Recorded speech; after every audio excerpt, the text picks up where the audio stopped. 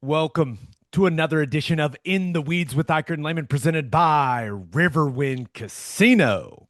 Riverwind is Oklahoma City's premier casino experience, and there are so many reasons why Riverwind is consistently voted OKC's number one casino, but it all starts with their amazing variety of gaming thrills and excitement. Riverwind's beautiful award-winning environment plays host to more than 2,800 of the latest electronic games with a huge selection of table games, including blackjack match roulette, and Teddy's favorite, craps. No matter what your game, Riverwind has it in spades and hearts. And to learn more about their gaming promotions and entertainment options, all you got to do is visit riverwind.com. Riverwind Casino, good times, great rewards. It is our pleasure to be joined by one of the premier basketball minds in this beautiful country. You can catch him on the Hoop Collective and all over ESPN. Tim MacMahon is in the house. What's up, man? I've been seeing you all the time. It's like you live in Oklahoma City now. Howdy, partners. Heading back to Bricktown soon here, obviously. Got media day on Wednesday. Everybody loves a good media day, and then get rolling for the finals. But yeah, certainly, feel like Oklahoma City's become a an involuntary second home for me. Well, what do you think of this matchup? I mean, I don't know how many people would have predicted this one exactly, but here we are. What do you make of it? Well, and look, the surprise is the Pacers, obviously, because going into the season, you had a pretty good idea that the Thunder were going to be real contenders, obviously coming off of a number one seed last year, making a couple of key additions this offseason. And then as the season went, it was pretty clear like the Thunder were the clear-cut favorites in the Western Conference, even in the entire NBA. And then, look, the Celtics got knocked off. The Cavaliers were clearly a regular season juggernaut that the Patriots made quick work of in the playoffs. So to me, look, I haven't looked at the betting odds today. I know the Thunder are heavy favorites. I think that's Minus appropriate. 750. Yeah, well, that's pretty heavy. But it's a fun strength versus strength matchup, right? It's an elite offense against the league's best defense. And like I'm really excited to see how Halliburton handles the pressure from OKC's defense. I mean, he's one of the best in the league as a playmaker who takes care of the ball. And the Thunder are the best in the league by far at being disruptive, at creating turnovers. The Pacers got so many easy buckets against the Knicks. I mean, stuff like after a bucket, just running, and next thing you know, Pascal Siakam after a look ahead pass is laying it up 4 seconds later.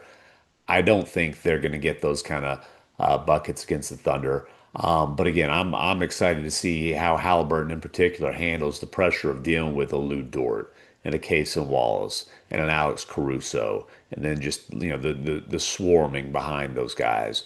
I think it'll be a fun series. I'm not sure that it'll be a long series. I want you to go through an exercise because a lot of the times it just comes down to who's got the best players. My I mean, wife wants that's to go through a bunch of exercise. She's told me I'm getting a little bit doughy. uh, you look great, man. You look great. You're always walking somewhere when you're in Oklahoma City, which I respect. I Get some He just steps in. hoofs it places, Hey, Ted. if you're not gonna exercise, at least get some steps in, right? I when you look at the players in this series, rank the five best players in the NBA Finals. Well, you're gonna obviously start off with Shea. I am going to go Halliburton 2. 3 is an interesting discussion because, do you go Jalen Williams? Do you go Pascal Siakam? Um, Ali, you know what? I'm gonna go tiebreaker to Siakam. He's a proven champion, right? He's played a critical role for a championship team. And then 5, so J-Dub 4, 5, I go Chet. Um, I don't feel that strongly about Siakam uh over J-Dub. And honestly, Chet would have a case there. But for the sake of argument, I'll say that the Thunder have 1, 4, and 5, and the Pacers have 2 and 3. I like that. Um, Maybe this is a stupid question, but I I saw this quote from Rick Pitino about the Thunder, how he's never shown defensive NBA stuff to his players. He's shown offensive sets, offensive play, shot making, but never defense. And then this year he found himself showing the Thunder's defense multiple times a week. I guess my question is, if the Thunder do win a championship, professional sports, really all sports are copycat, right? Whatever one person has success with, everyone starts to try and trend in that direction. Are we going to see like a defensive renaissance in the NBA, perhaps, or is that just a dumb question, like I I maybe mean, thought it hey, was? Nico Look at Harrison. the linebacker ask you, "Oh, are we going to start seeing more defense?" Classic case of defensive guy. Nico Harrison says defense wins championships. The Mavericks are already on it, right? There, that's That's right. the goal. Uh,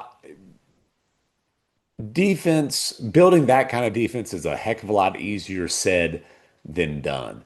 Obviously, look, the reward from tanking, they tanked for a couple years, right? Their rewards for that were Chet Holmgren, who is one heck of a you know rim protector who can do a lot of other things defensively, and then indirectly Alex Caruso.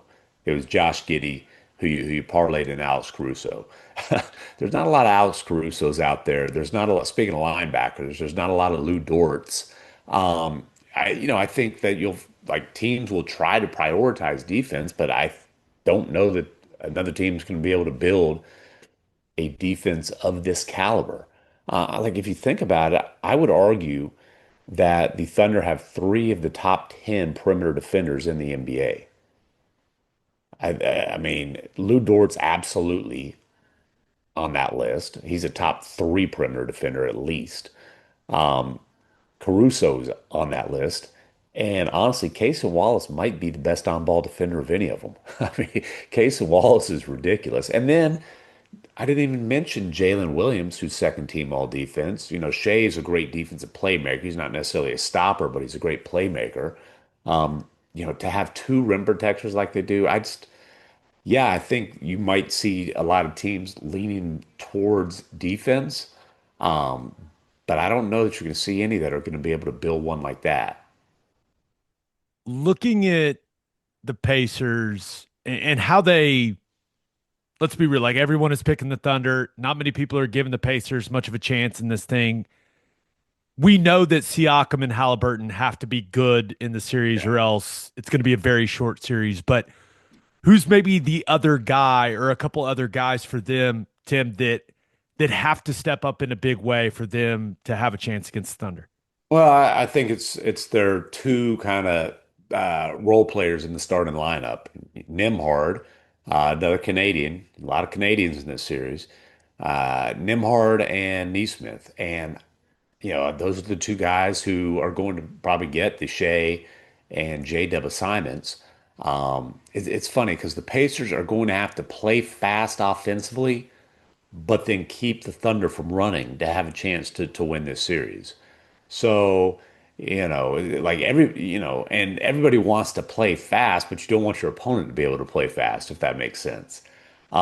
Because look, the Thunder, I'm not saying they can't execute half court offensively, but they are an elite offense because they get out in transition. They're so good in transition because they force so many turnovers. And, a live ball turnover against the Thunder is death.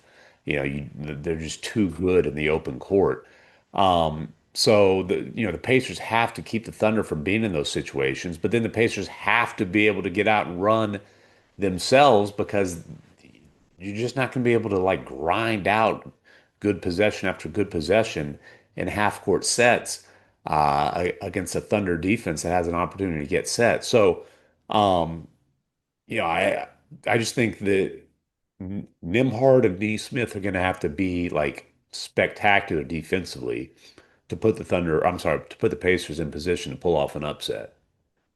Where do you think the Pacers have an advantage? I mean, they're Thunder big favorites. There's a lot of people probably going to be picking Thunder in five. But if the Pacers are to win this, where's the area maybe where that you can see right now? Maybe they don't even find it until a couple of games in. But what's one? one area you feel like they have an edge? I'm going to tread very carefully here when I say this, but I would say coaching. And the reason I'm treading carefully is because Mark Daigneault is an elite coach, right? I mean, coach of the year last year, then they won another double-digit jump in wins this year. You know, my point is this: Rick Carlisle is a proven championship coach. I think Carlisle is as good as there is in the league at kind of game to game, even half to half, quarter to quarter adjustments in a playoff series. And, I've seen Rick Carlisle outcoach Eric Spoelstra to pull off a massive upset in the NBA Finals before. So I think Rick Carlisle is going to have to. I think if the Pacers are going to win this series, Carlisle is going to have to win the coaching battle. Shea has the chance if they can finish this thing off with the championship. Mhm. Doesn't Shea have the chance to have like one of the best individual seasons we've ever seen in the NBA? Oh yeah, I mean, listen, MVP led the league in scoring. If you polish it off with a championship, probably a Finals MVP, I assume, if the Thunder win the championship. I think that's a pretty safe bet. You stack up the numbers that he's had this season. There's a set of numbers that you punch in, like scoring, rebounds, assists, steals, blocks, field goal percentage. Well, you punch that and it's like, okay, it's Shea this year and a couple Michael Jordan seasons. Like, yeah, when you're in it, when it's two names in a sentence and it's you and Michael Jordan, that's pretty good company to be in. And, if he finishes this off with the championship, those are the names that are going to be in that sentence. There's one sentence in that name. It's a much more impressive sentence when the end is and a finals MVP and championship. Around here, and maybe it's the rest of the country, but it feels like people haven't already hoisted the trophy, but I think everyone is feeling the same way, but maybe just not saying it. And, I don't know when we'll have you on again. So I just want to ask you, like, there's a chance they win it this year. Maybe they don't. But what does the next 3 to 4 years in the NBA look like at the top? I mean, it looks like a bunch of teams trying to catch up with the Thunder, and this is expected to be a busy summer, an explosive summer in NBA. Some big names moving, some good teams trying to get much better. Um, and they need to get much better to catch up with the Thunder. Now, doesn't guarantee that they win this series. Obviously, they're heavy favorites in this series. They'll go into next season, most likely as the heavy favorites. And look, you've got a 26-year-old MVP who continues to get better. His co-stars are just have turned 24 and 23 during the season. Those guys are getting significantly better, especially like Jalen Williams is taking a leap every single year. Now, I said this on the Hoop Collective. We just put Shea in the same sentence as Michael Jordan.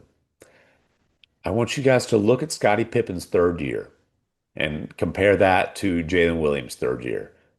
There's no reason this guy can't be the Pippen to Shea's Jordan.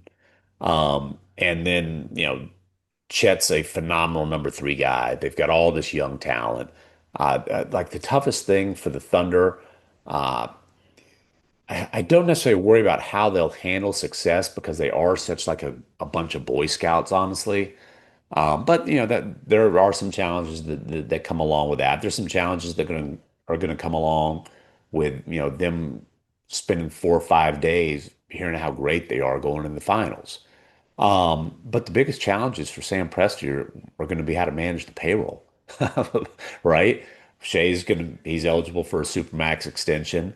Jalen Williams and Chet Holmgren are both like I think pretty easy max guys, and we'll see if there's supermax eligibility for them. Some of these other guys like the Case and Wallaces are going to be getting paid. So managing the payroll, but that's part of the luxury of having the million first round picks that he's accumulated over the next seven drafts. Like the Thunder are as well set up for an extended contending window as any team in recent memory. Now, doesn't guarantee anything. I think, last year people would have said the same thing about the Celtics. Obviously, there's been some unfortunate uh, twists for Boston during these playoffs, and the payroll is already going to be something that's probably going to take some pieces away. But there's no reason that OKC is not going to be a force to be reckoned with for the foreseeable future in the league. Summer is here, and there's no better way to fire up your cookouts than with Didier Ranch's steak burgers made from 100% premium cuts of steak. These burgers are the real deal, juicy, flavorful, and packed with that rich, beefy taste that you love. Plus, they're shipped right to your door so you can spend more time doing what you love and less time shopping. Head over to DidierRanch.com now and use code SOONER for a special discount on your first order. Get ready to taste the best burgers you've ever had. Proudly raised 100% in Oklahoma. Didier Ranch, steak in every bite.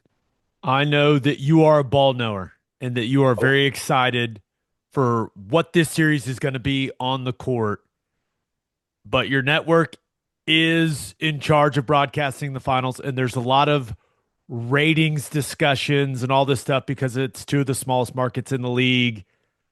Does that matter at all to you? Like as an I, ESPN employee, are your bosses crying in the C-suite up there? I feel like this is being overblown, Tim. well, I'll be honest with you. I just went through my contract with a fine-tooth comb. I could not find a single line about a bonus for ratings. So, hey, I think it's going to be a very intriguing basketball series. I'll be watching. If other people watch, great. If not, my direct deposit's going to be the same every Thursday.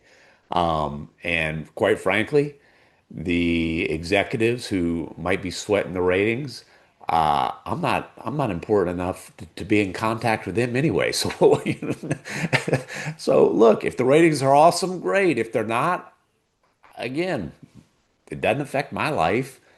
I'll cover the series. I'm covering it. I'm the point man for ESPN on the Thunder. I'll cover the series from a Thunder perspective. I do think there's intriguing storylines. I think there's some really intriguing matchups. I'll focus on that, and however many eyeballs tune in, I don't care. I mean, it won't when you tune in, it won't appear like it's some low ratings matchup because both home courts I think are excellent. Oh, listen, it'll be loud in OKC. We know that. And Indiana's so they're obviously, look, when a team goes on a finals run, they're all on board. But I kind of laugh when Rick Carlisle, he's trying to grab the mic from Ernie Johnson during the trophy ceremony. He finally got it. He wrestled it away. Rick's a persuasive fella. But before he could wrestle the mic away, in 49 states, it's just basketball. But this is Indiana. It's true, but the flip side of that is there are definitely times, and there have been times in the pretty recent past, where the NBA ranks third on the basketball pecking order in Indiana. You know, Right. it's the Hoosiers in high school, and then I would If the argue Pacers are good. there's a Pacers bandwagon effect.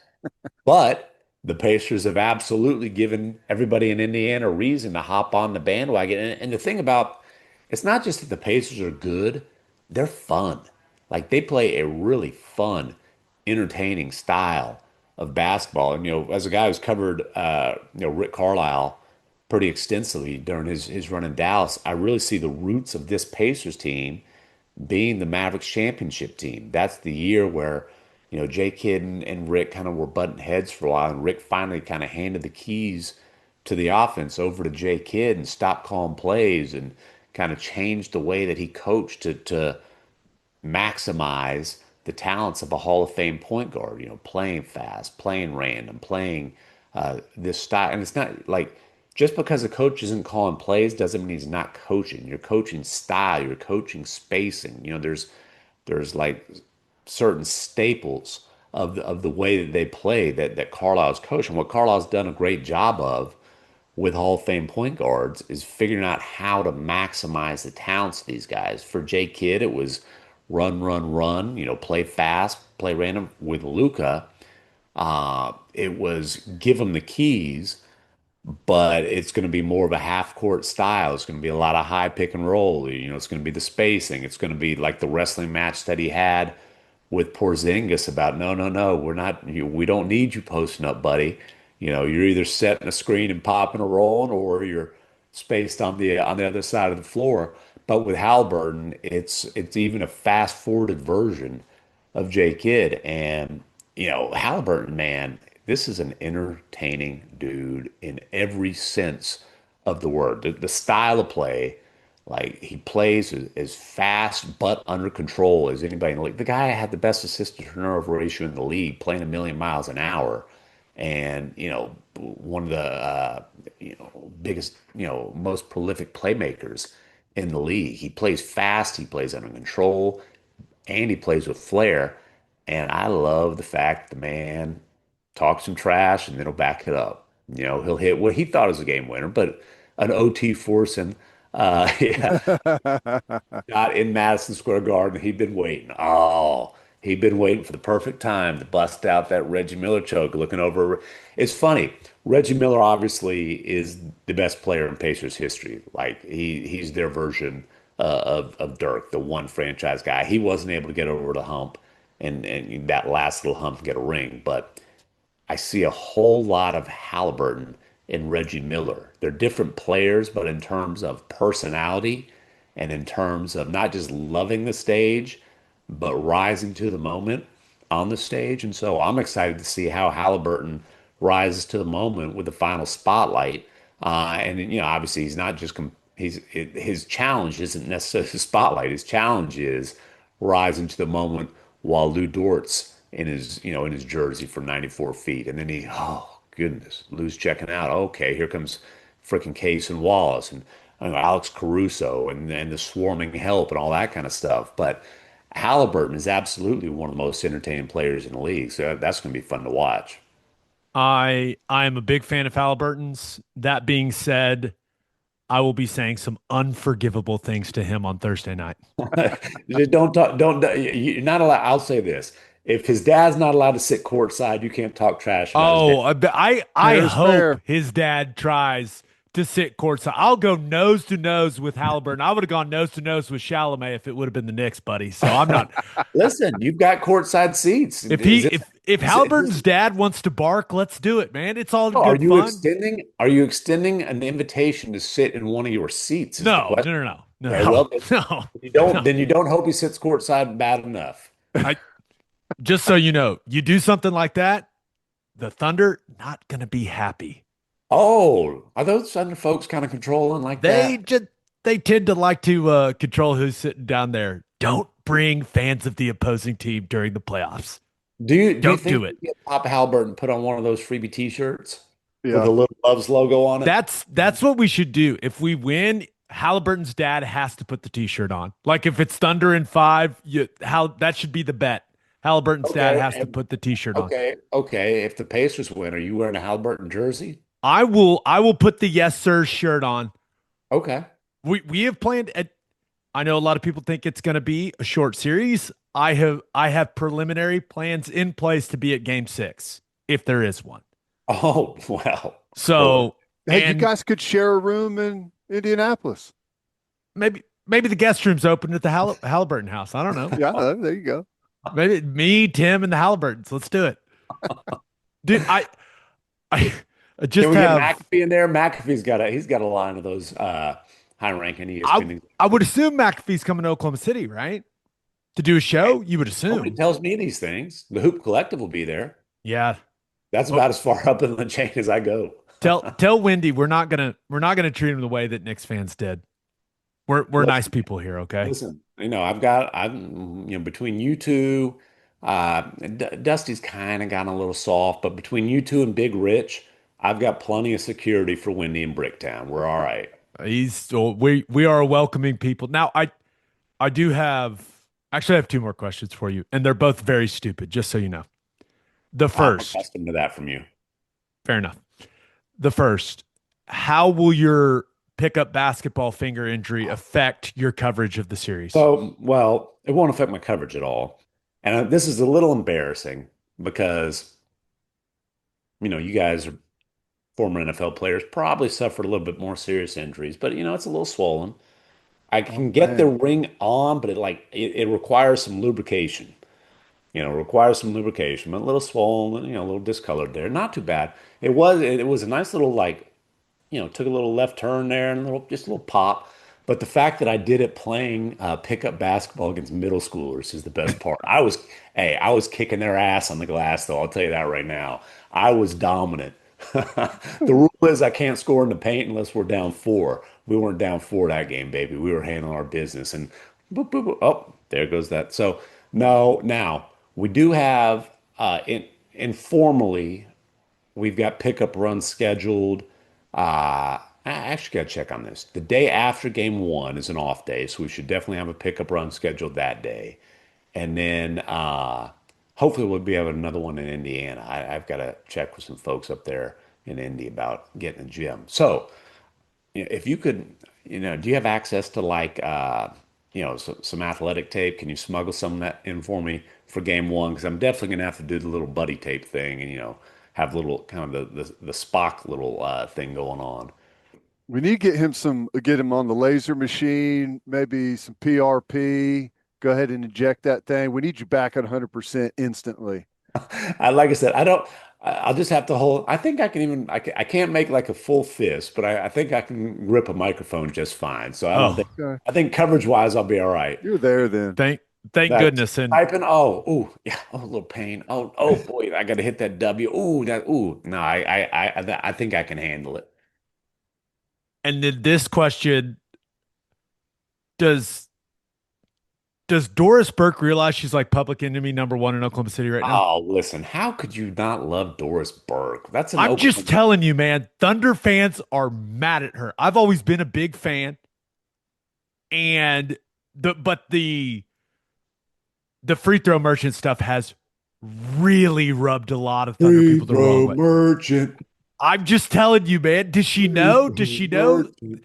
Um, I think Doris, unfortunately, uh, part of being a pioneer like is she has dealt with a lot of internet idiocy during her career. So I think she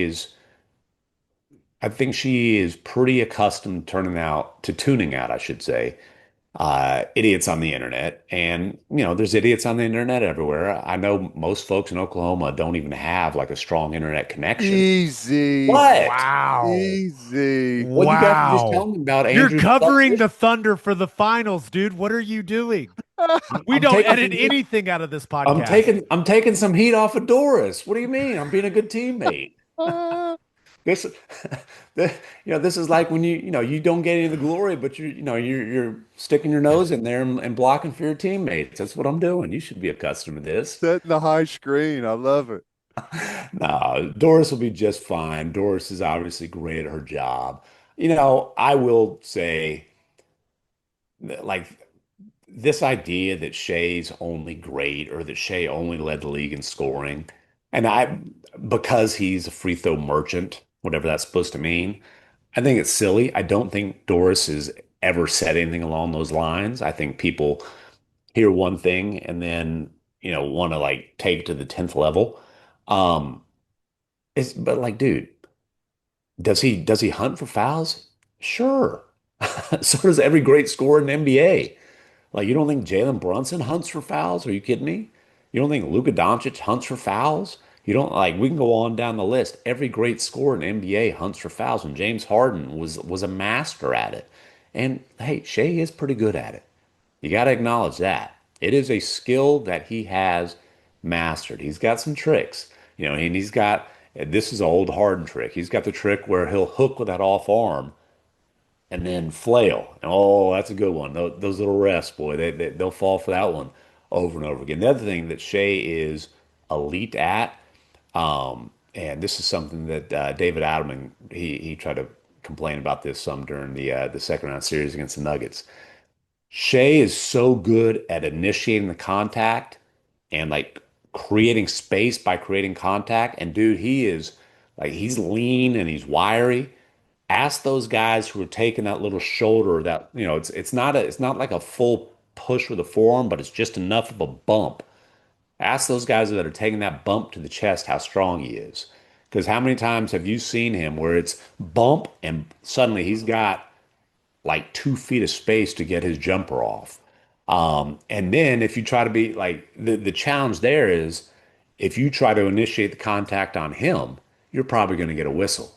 But He he does becomes it in a very way. weak instantly whenever you initiate contact, Yeah, right? yeah, exactly, exactly. His strength disappears at convenient times. Um, Teddy, don't be on his side, dude. What are you Well, I'm doing? just saying. Stop it. I'm just saying. but the other thing is his game. Like there are definitely there are times where he is clearly hunting for fouls successfully and makes it very difficult to guard him. But then there's also just times where one, like he gets hacked a lot just because he's beats guys, right? And then his game is so unorthodox with like the way he kind of slithers to the basket and like is able to finish at like such crazy funky angles. Like how many times has he kind of slithered through traffic and you're like, okay, he's like stuck in the middle of a crowd. How's he gonna finish here? Next thing you know, like one of his arms just kind of pops out from the crowd and or it's at some crazy like off balance angle and it's an and one. And then like the pivots and the pump fakes and all that. But if you subtracted free throws from everybody in the league, Shea still leads the league in scoring. So there's a hell of a lot more than the tricks of the free throw trade that go into SGA being the best scorer in the league this season. That's what I would say there. But get off Dorsey's back. I I'm just relaying the message, man. I'm just letting I've asked Dort. I have got mutual friends. I have sent the invitation. Come on the pod, Doris. Let's talk about it. So it's the invitation's out. I'm just saying. I will be Dorsey's representative. Okay. Fair enough. Now, I know that you said series that you cover, you're not doing predictions anymore. You got to do a prediction for the No, finals, right? no, no, no. What? I can say that OKC is clearly and obviously the favorite in the series. I don't have to make a prediction. Oh, Tim, What? That's a it policy. I You can't don't are you have to going to make do a this? prediction, I but piss if off you enough people were to without make a predicting stuff. prediction, how would you see it? OKC is clearly and obviously the favorites in this series. Okay. That's Are what I you would is say. this what you're going to say to Windhorse and Bontemps too? Wow, I got the no predictions thing from Wendy. That's so lame, man. And then Bontemps, I don't talk. Bontemps, I love how much he just yells at you. It's I great. only I only talk to Bontemps when we're on the air. Other than that, like we don't talk. So the animosity is real. Good. Oh, I like knowing absolutely. that. Absolutely. There's a 0% chance that I'll be hanging out with Bontemps in the Tipsy Tiki at any point during this series. Well, Matter of fact, I'm gonna call Big Rich and make sure that Bontemps' scholarship is revoked for the finals. wow. Yeah, it's like that. That's harsh, man. Well, we'll see you in Oklahoma City, buddy. Can't wait. Gonna be fun.